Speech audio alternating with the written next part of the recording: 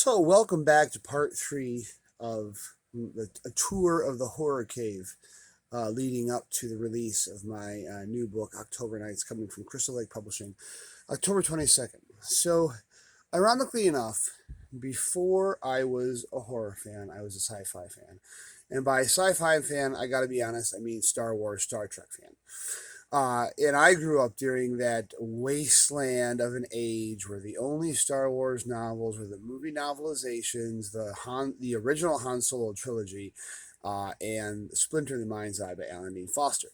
My senior year is when the new Senior year of high school is when the new trilogy by Timothy Zahn came out. So there was a time where I could legitimately say I owned every single Star Wars novel. And for the longest time, before I was collecting Stephen King, I was collecting Star Wars novels. Now, eventually, right around the time that I transitioned out of Star Wars, or actually when I was transitioning out of sci-fi and transitioning into Stephen King, um, they started pumping out so many Star Wars books that I was starting to not be able to keep up.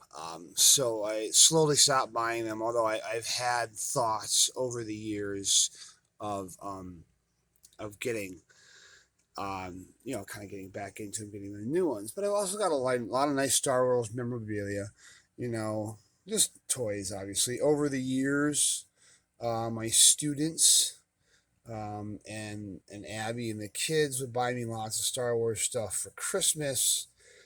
So obviously that's where all this ends up here. This right here, however, this right here and these two right here, um, my parents collected these for me when I was a kid. These are from like one of them was 1985, one of them was 1982, I think. Burger King. See, look at that little Burger King right there. Burger King commemorative Star Wars glasses. I have no idea if they're worth anything. Um, but my parents collected those for me when I finally moved out. They gave them to me. I was a secondary Star Trek fan. Not quite as big as as Star Wars, but I do have a decent number of Star Trek books, and I went through, a decent Star Trek phase of my own. And I've done some tinkering over the years. There was an X-wing I built one year because I was just bored. Um, and again, listen, the parents always, or not parents, my wife or the kids always get me Star Wars related things, for Christmas. And I also found this guy right here. I found Darth here. Uh, at a garage sale, so that's pretty cool.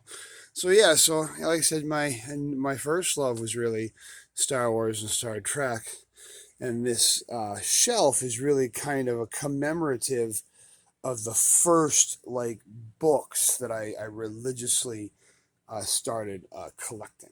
So there you go, part three of the tour.